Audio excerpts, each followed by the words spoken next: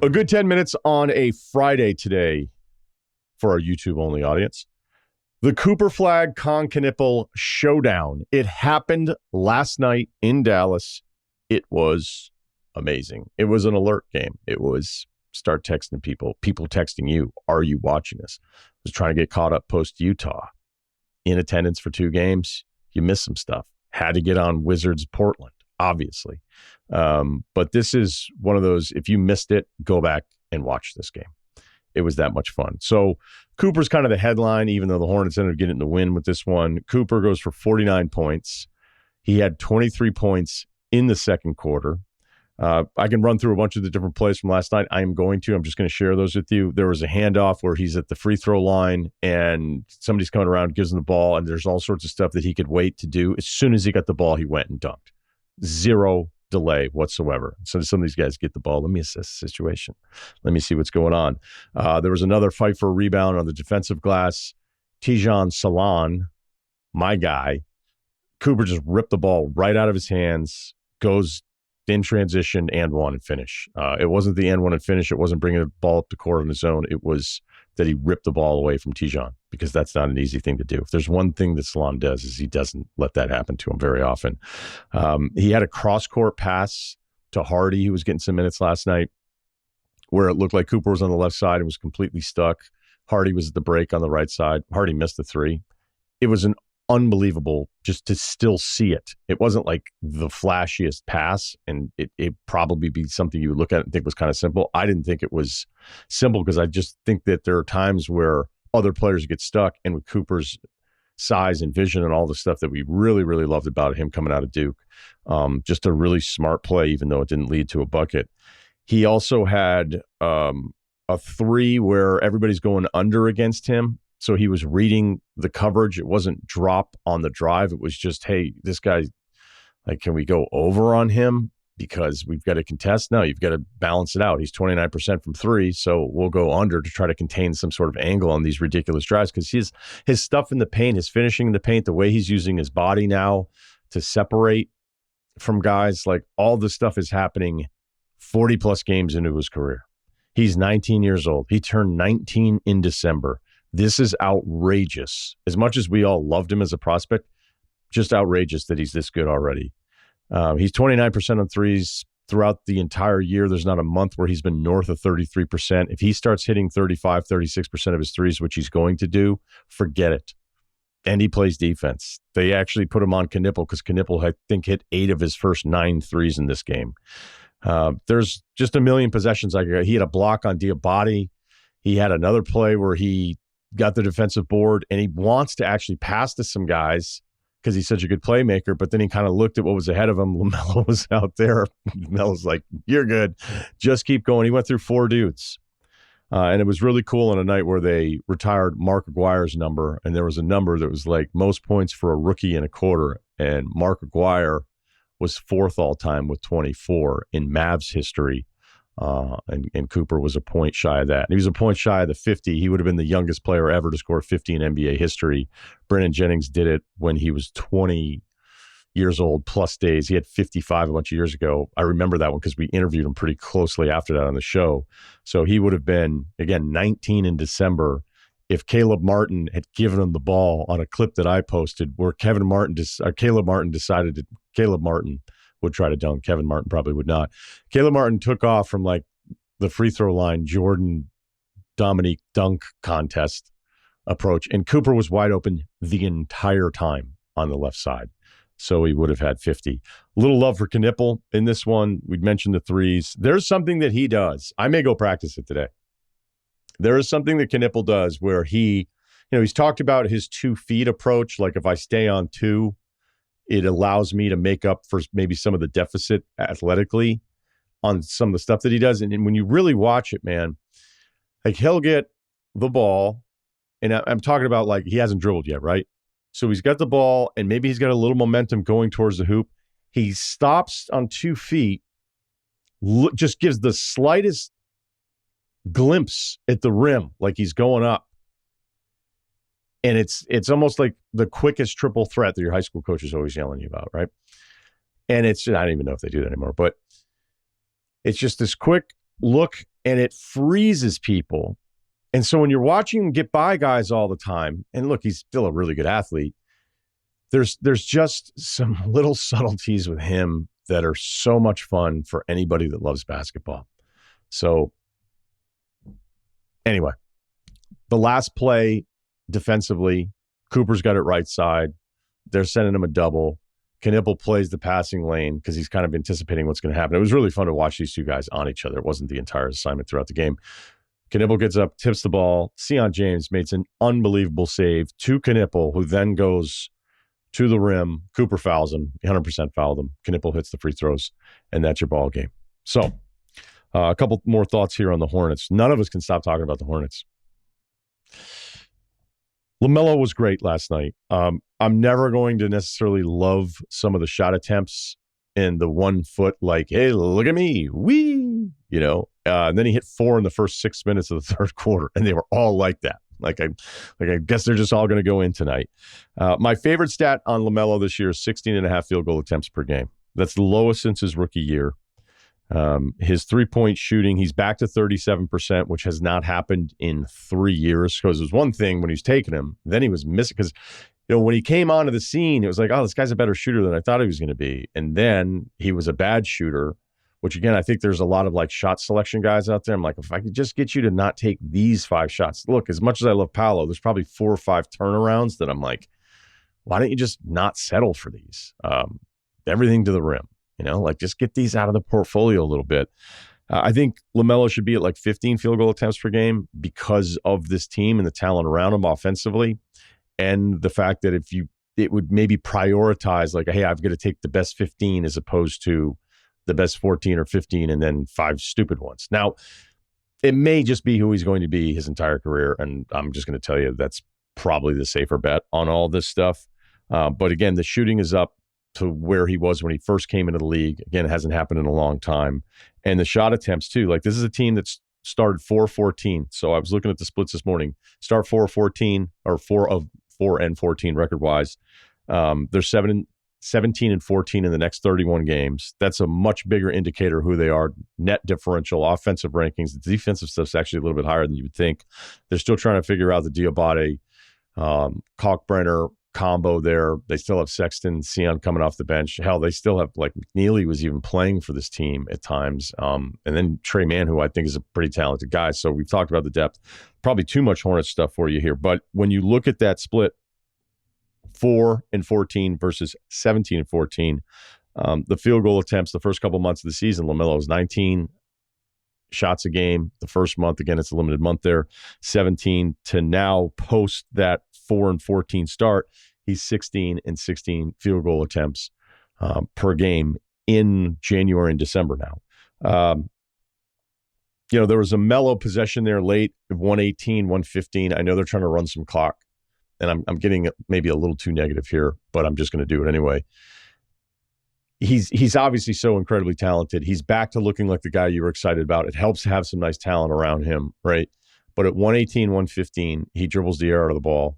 I know they're trying to run clock. No one else on the team ever touches the basketball, and then he just decides to go in and he misses the layup. Now, same thing happened on Saturday against the Wizards. He had back-to-back possessions. Nobody else touched the basketball. He made one of the layups. The other one he was forced into something terrible. Technically, there was somebody, he had the ball, threw it to somebody, they gave it back to him so he could reset the dribble.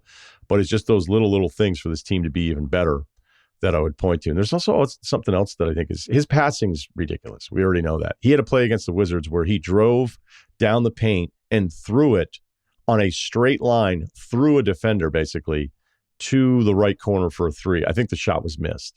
The pass was so ridiculous live when I was watching it that I had to rewind it and be like, he threw that left-handed on a rope to the corner, and it was like right into the shooting pocket.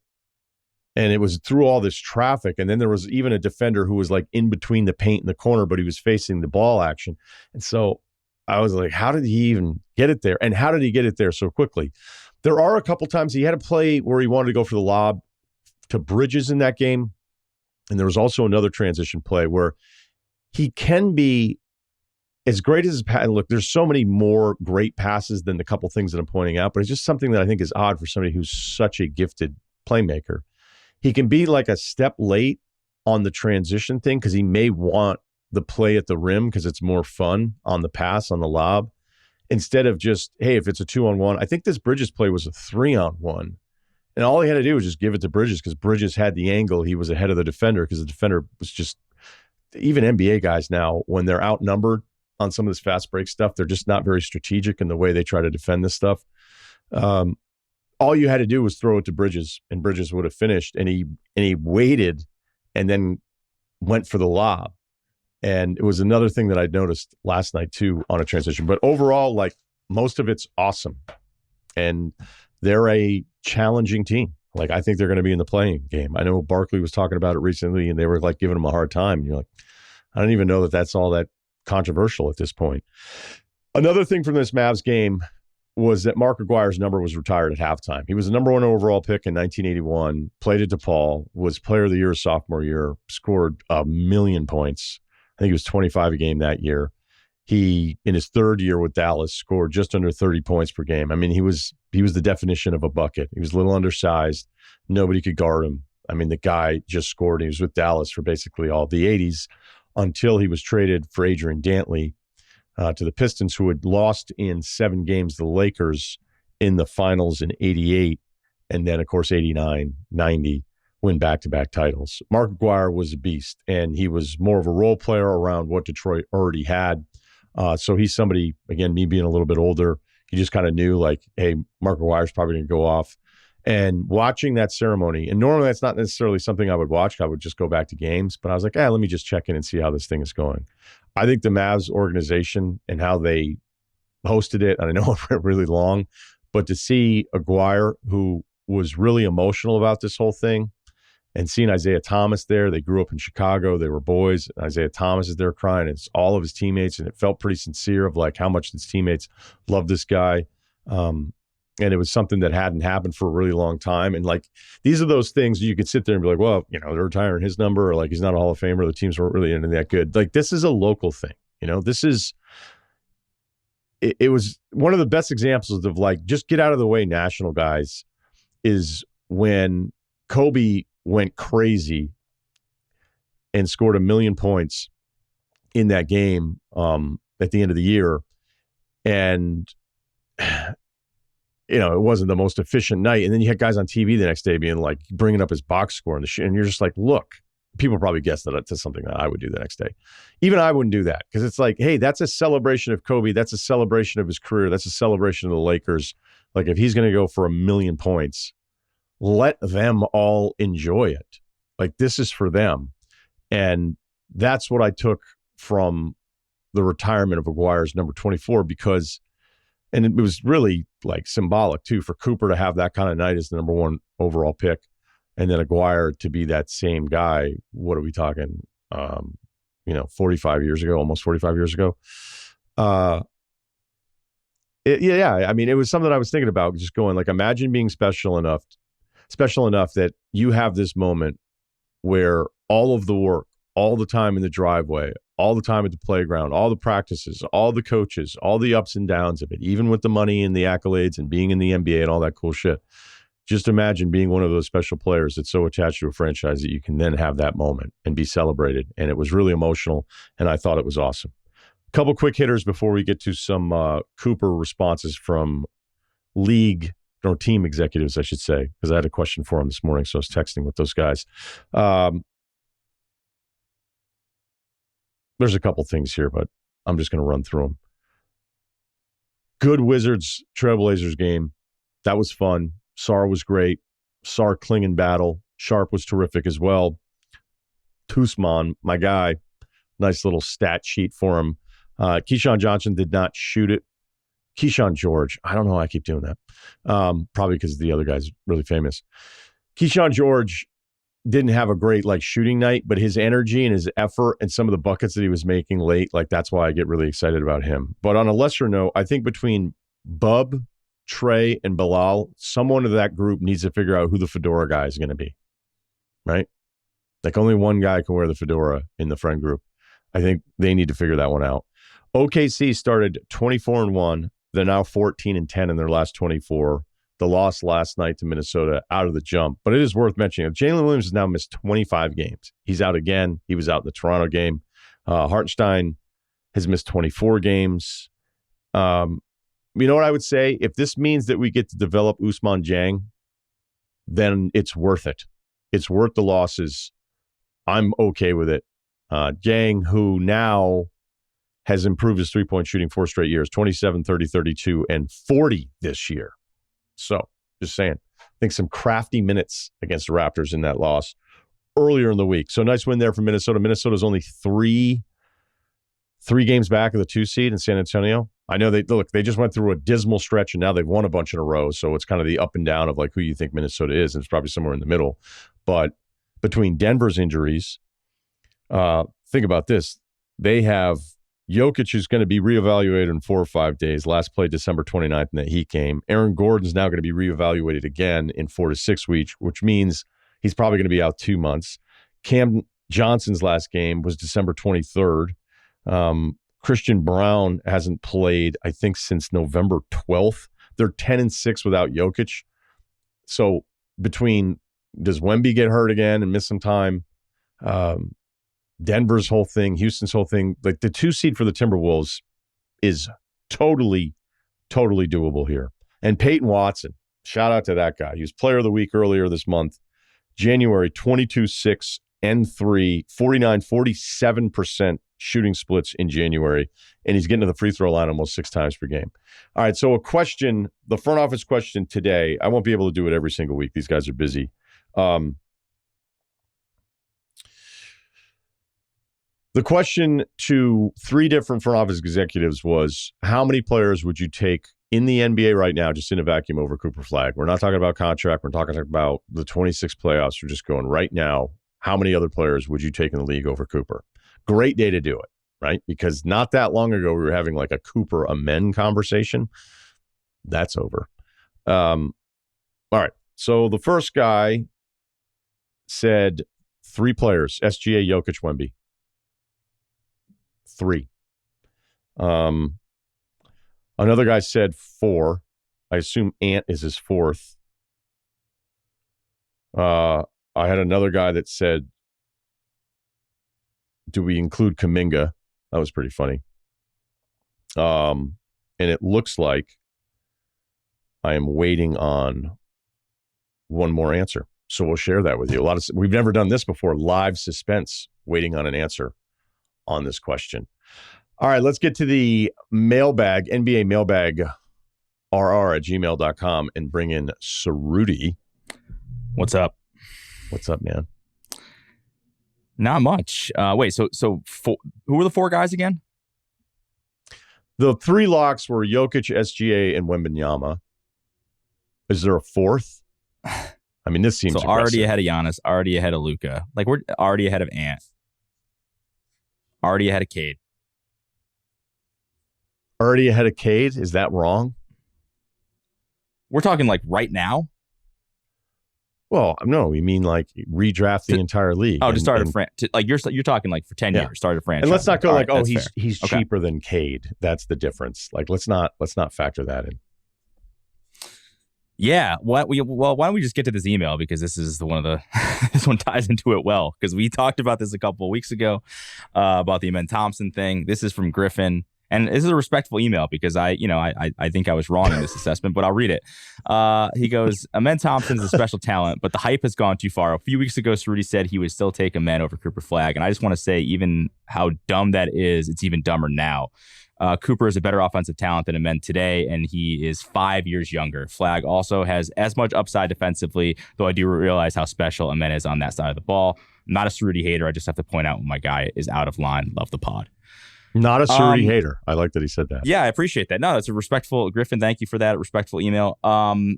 It's funny. I've thought about this for weeks since we did that.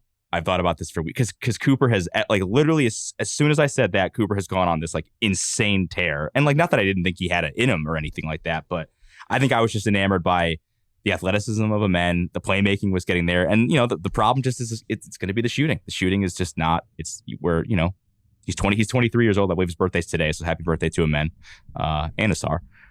But yeah, I guess I'm just like overlooking the Sar's birthday. Well, I guess if I'm going to say happy birthday to a man, they are twins. I should give the other NBA brothers some shout out. I don't know. I guess I'm just maybe too enamored with what a men can be because God, it's so fun to watch. And I'm not saying Cooper's not fun to watch either. Back then too, when we were talking about that, I mean, they were like legitimate people. And I'm not gonna sit here and tell you I've like watched every Mavs game. I've watched some of the Cooper Flagg games, especially some of the ones that are bigger games nationally televised. But it was like, hey, Cooper's like kind of an elite 2. Like he's a good connector. He could do a little bit of everything, but is he going to be like the number 1 on a championship team guy? I think he's put a lot of that stuff to rest. So I'm happy to say that I'm wrong, but I'm not selling any of my men stock. I still love a men, and I'm not going to apologize for that.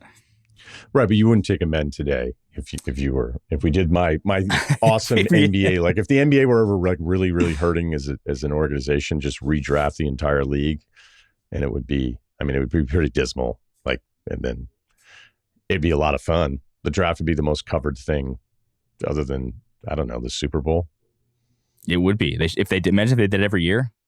But that's what I'm saying. Like every year, redraft the entire league, and that way you would get in front of like player empowerment. Be like, hey, I want to trade. Don't worry about it. You're gonna be on a new you're team out anyway next year. Although who knows? Welcome to Sacramento. If you that could be a bummer for you if you goes both ways.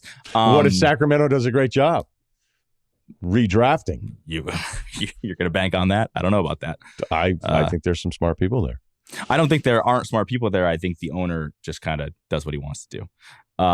I will say on the redrafting though, like, man, we're already like rooting for players. Like, what are people going to even root for teams anymore? Is that even what would happen at that point? We already have LeBron stands and Cooper Flagg stands and Wemby stands. Like, might as well just take the names out. It's not a good idea. Front of the jersey. Yeah, it's fun. It's fun, but it's not a good idea. So you're fully. I mean, this is the all-time worst day to do the men's side of this argument. And as great as we all kind of like, he is so far ahead offensively now.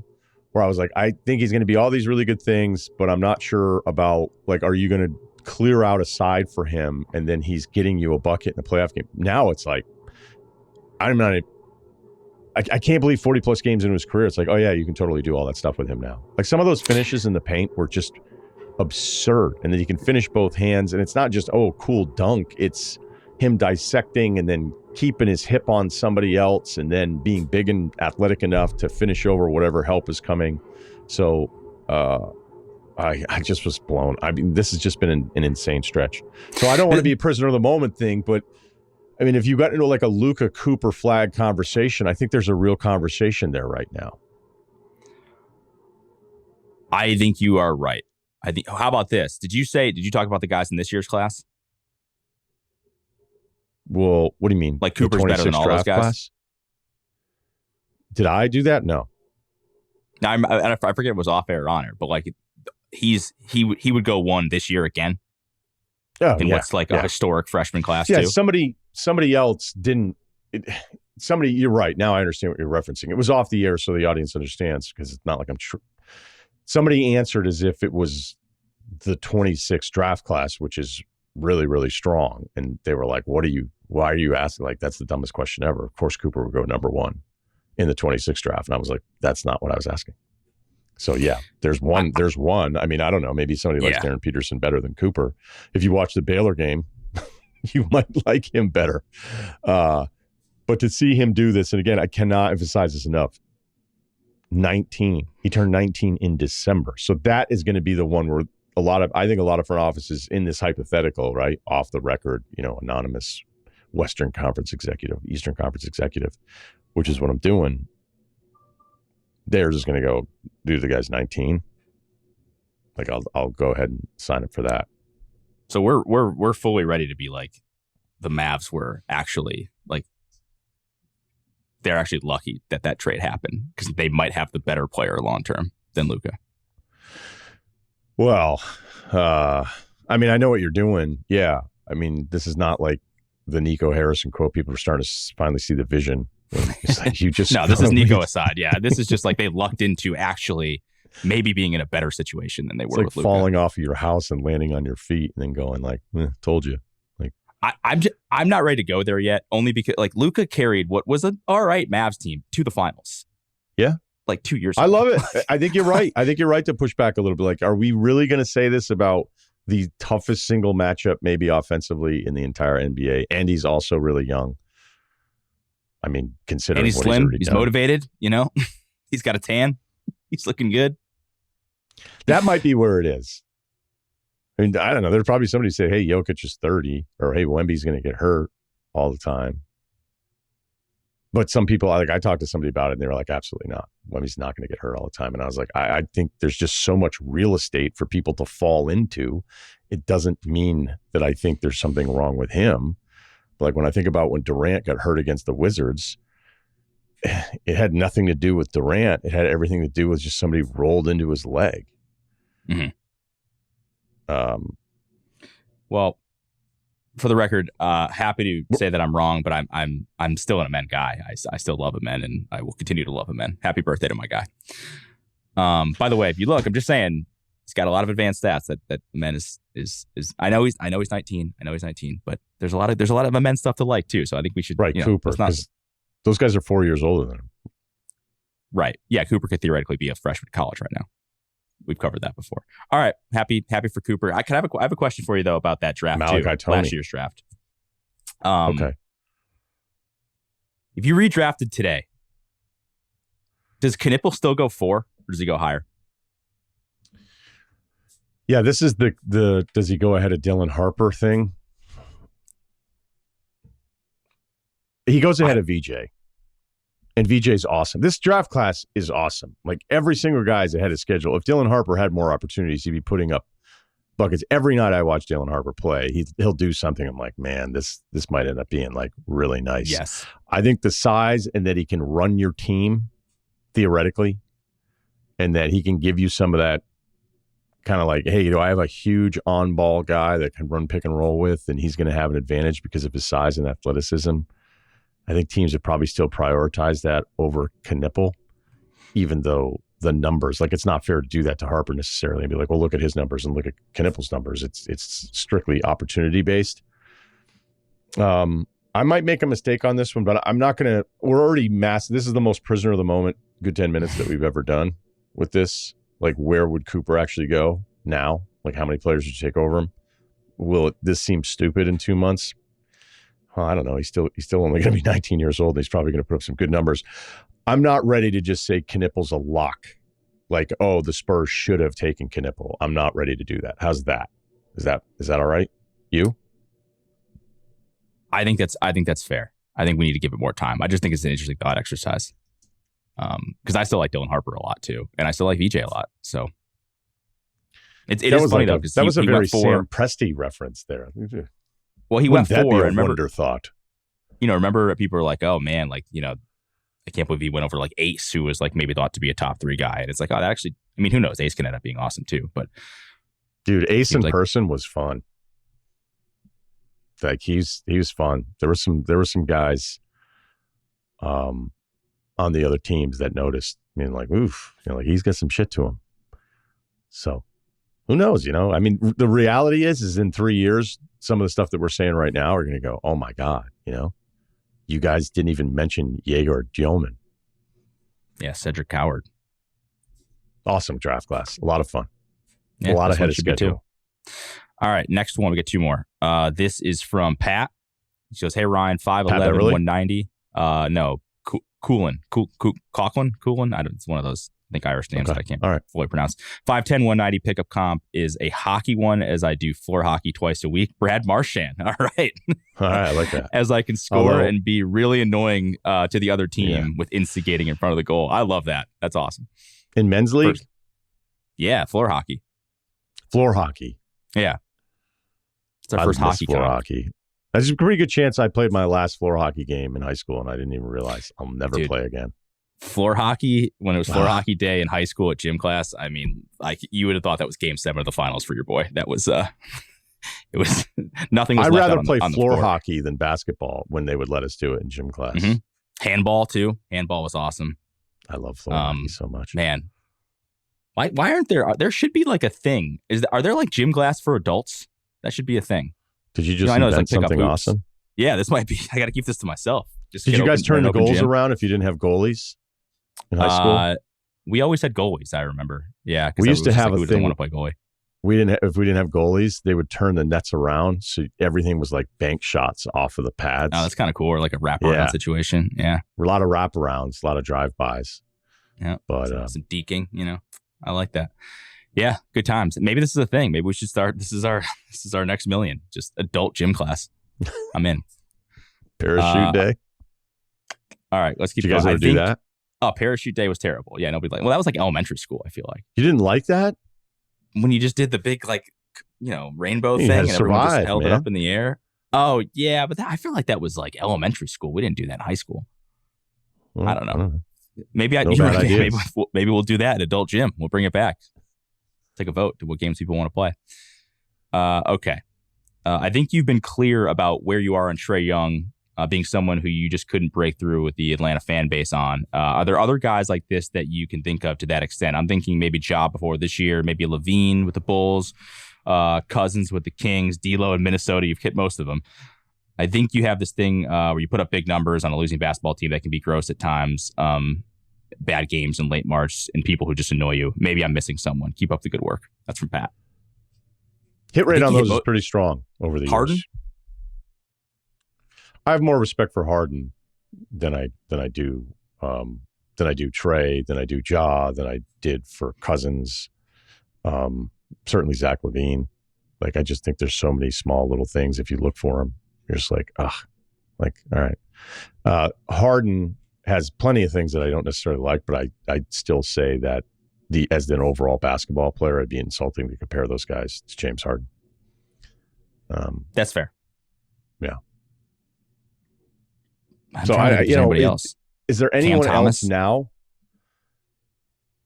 Yeah, I mean, look, this LaMelo thing is heading in the right direction here in a big way, so I'm not going to bring it up now. I've already spent too much time, and considering, like, even some of the critiques that I had in the beginning of this little piece here, the general bigger picture is that all that stuff is way more important, and it's been better.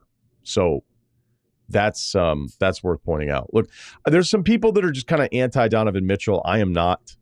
I think I always appreciate him. As we said with Bobby Marks, like I think he has those 6-8 minute stretches where you're like, is anyone in the world better than this guy right now? I just think he's that good. So he's not in that group for me at all. I mean, he's not an empty calorie guy, but Embiid pissed you. I mean, there are a few players that I think piss you off more than watching Embiid at times. Yeah, I mean, sometimes it can be the free throw stuff alone, but I'm not going to get mad. Like, SGA gets plenty of free throw stuff that I can't stand. He's also insane. So, like, the free throw part of it's a Brunson, sliver. Same thing. Yep. And it's not the free throw totals, by the way. Like, I have a lot of respect for Brunson because I've seen him in these big moments, and I just love when that Knicks thing is rolling. And I've referenced it a few times before. Like, it's just so much fun when the Knicks are at MSG and he's having these big moments. Yes, I would say if I really wanted to drive myself crazy and focus on all the bullshit that Brunson does over the course of the game, like, I hate it. I absolutely hate it. I love Tyrese Maxey. He got a call in that Sacramento game where Schroeder's not reaching, because I'll also do this for the officials. There are calls in the moment where I get mad, and then when I see the replay or I'll look for it again, NBA players are reaching in ways that is so stupid that a lot of times it is actually a foul. Like, it may be the offensive player knows, and he's using the reach against them. So you're kind of like, why are you reaching? Like, it's one of the first things that you're ever taught. Like, if you're reaching and you're out of position and there's contact, the foul is always going to be on you. So a lot of the defenders are reaching in a way that you're making it easy to these guys manufacturing free throws. However, Maxey has a play, which I did post last night, where the shooter's not even reaching, and he knows exactly what he's doing. He's going to drive into him, and he's going to do this one-up motion and throw the shot up without a chance of it ever actually being a real shot. And then he's at the free throw line. They gave him another one on an and one, but it did look like he got pushed in the hip a little bit there. Well, actually, it was Cardwell, I think, came over and just crushed him later on. So that was a totally legitimate foul. It was just a late whistle on that kind of stuff. But I think Maxey's incredible. So it's the same as Brunson, and SGA is even at another level. So I don't want to just point out free throw merchants that I don't necessarily like. Because the other thing too with free throws and numbers that fan bases will get really defensive about, be like, oh, my guy doesn't even take that many free throws. The problem is that when you become one of these guys that is going to work you for the whistle, because unfortunately there's too many younger officials that I think are impressionable, and they never seem to correct it. It's not just the possessions that you're getting the free throw. It's also the possessions where the defender's like, I can't even get near this fucking guy because then he's going to work me. And again, that kind of became like a different rant. Just because you're a great scorer on a bad team, it's not an automatic association with, oh, great numbers, bad team, you're an empty calories guy. My thing is, you can score a bunch of points. You can even be on a decent team. But if I see you never move off the ball, never set any screens, constantly getting beat on cuts because you just stop paying attention, bad, awful shot selection, and just kind of a high usage, sometimes it's not even efficient. I know what it is when I see it.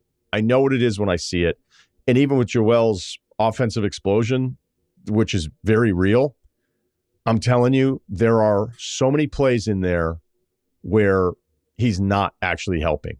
If he doesn't have the ball, and he's the threat, so he's going to bring attention away.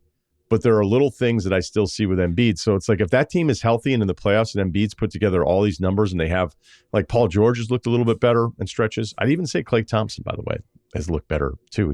I thought he moved really, really well last night. I've noticed in a few of the Mavs games, not watching all of them. I'm just telling you, like if the Sixers are in the playoffs and Embiid gets double teamed in game 4 on the baseline, it's a tie game. I mean, unless he gets the free throws, I imagine he's not going to.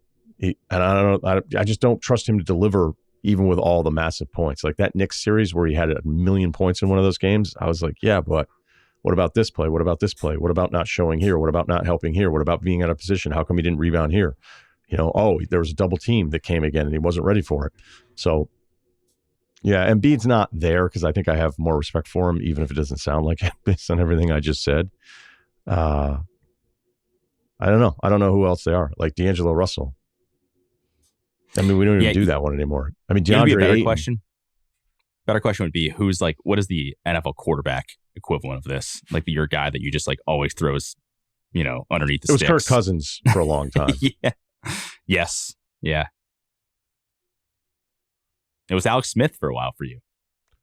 Yeah, but it wasn't like he was a huge numbers guy. It was more of, I felt like he limited you in the red zone, and that's why he got benched, by the way, with San Francisco. That's the other thing, too, is like if there's a guy I'm kind of on the fence about, and then the head coach in a basketball game benches the guy that I'm like, I don't know if this guy's really that good. Like, I'll go, hey, I'm probably onto something here. That's LaMelo, or was LaMelo. It was LaMelo last year in that Nets game where they brought in 9 more subs to close the game, and LaMelo stood didn't stand. He sat on the bench.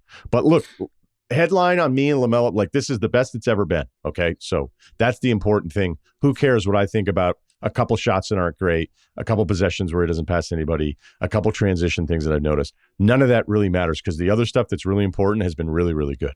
So that LaMelo Caleb Williams comp is coming around, By the way, I was thinking about you when I was doing some of the notes and thinking about LaMelo in that game last night. It's like, could it still work now in the best way? Yeah, like it was a positive way. Exactly. They're both awesome. I hope it does. LaMelo's fun, and so is Caleb. All right, we're about to be 40 minutes here, so we got one more. This is from Ryan. This is near and dear to my heart. Hey, fellas, quick one here. Ceruti, as a Magic fan, is a Giannis-for-Paolo swap worth considering? Who says no? All assuming you could even make that trade work. Just popped into my head listening to Ryan and Austin talk about the Magic. Thanks. Ryan. Well, first off, it can't happen this year. It can't happen until the summer. So Paolo's contract, I think Bobby Marks went over this either on the pod or in his article. Like basically until that extension kicks in, he can't be traded. I thought about it. I looked at the trade machine. Magic have some tradable contracts. It's going to be a very interesting second half of the season for the Magic. Wow. I'm open. I mean, would you say it's insane to not? You'd have to be open to that, right? Yeah, I'd be open to it. Yeah. Like, what do you like? Would you give up? And if you're Milwaukee, this is a guy Paolo who we thought was maybe like a top 10 star franchise with guy maybe 2 years ago, maybe even 18 months ago, maybe even less than that. And if you can get Paolo, and I don't know, who knows, maybe you get the problem is they have like one draft pick. It's probably not going to be good, so it's not like you're going to get draft capital. But if you want actual players, the Magic can give you players to be interesting right away. I think you're not going to get the picks from them because they're all in Memphis. So there's that part of it. But yeah, I would unless Portland's going to play ball with me and I'm Milwaukee. So if I don't get any of the rights back to my picks, I mean, this has to be, I would hope about, like, look, this came up this summer when I was like, hey, they should just go to Cleveland and go, can we do a Mobley deal here? Because Cleveland just goes, all right, look, we should win the title this year. All right. Or at least lose to OKC in the finals. We have Giannis, and like, good job on all the stuff that we've done. But like, this is ridiculous. We have Giannis, even if we know there's an injury risk and you have the huge financial decision on top of everything else. But on the Milwaukee side, where they're spicy fans, we're like, are you serious? Like, you think Mobley's as good as Giannis? You're like, is this your first day? Like, if you can get someone like that, especially when you look at some of these other trades with big time guys that are now kind of forcing their way out. And that's exactly what he's not kind of forcing his way out. They are saying, we're open for business, get to work. All right. That's what this thing was about earlier this week. You can pretend it's nice. You can PR it any possible way you want. You can use different words to say the same fucking thing. It drives me crazy that somehow we like go, oh, well, hey, they're doing this thing I don't like, but I like the way they said it. Just if you can get back like a franchise piece, I'd rather do that. The uncertainty of like, hey, I wonder who we're going to get and what the protection will be in 2030. Well, that's my thing. Is like, if you're talking Golden State, so Paolo's Miami, a home run. Yeah, Paolo's if a you're home talking about run. Golden State, Milwaukee, Miami, you're talking about picks that the Warriors picks could be awesome, like in could be awesome. 5 years. Right. But like, cool, you got to wait 5 years to get a guy in the lottery that you want, that you like. Like, that's awesome for the fan base. Yeah, I think that's why, I think Bobby kind of said this. I think Sam Amick said it, like, the summer just kind of makes more sense for a lot of parties. Just like, it's going to be a weird half of the year for Milwaukee. But if you're Orlando and this season goes kind of poorly, also, if you're Giannis, like, why wouldn't you want to come to Orlando? Play with Franz, you play with, either Suggs, Anthony. I mean, depending who's in that thing. Silva? Like, yeah, listen. Was born in Germany? Both Wagner brothers, yeah. You're talking about a lot of international flair there if they just add Giannis. But like, I'd imagine you'd have to add like probably Suggs too. Would you do Suggs and Paolo for Giannis? Ooh, I wouldn't want to if Suggs were always healthy all the time. Well, the issue with the matchup no is you're going to have to pay Anthony Black. You would say no? Because you're going to have to pay Anthony Black too. So like, you've got a lot of money tied up with 4 or 5 players basically. I mean, and then the Giannis extension at his time into the league. Yeah, but at least it's less guy. I mean, you're paying 4 guys the max instead of 5. I don't know. I guess because Black's gonna get paid. Like, he's proven that he's legit, legit NBA guy. So I'd have to see the rest of the year. I wouldn't do it now, and you can't do it now. But I'd text us this summer, email us this summer, and I'll have an answer for you. Yeah, email us this summer, man. Okay. You can email us as well, NBAMailbagRR@gmail.com. Thanks to Ceruti and everybody for jumping in on a Friday. A good 10 minutes. 43 minutes today. Went a little long. Make sure you subscribe to the YouTube page. And as always, the Russillo Show podcast on Barstool Sports.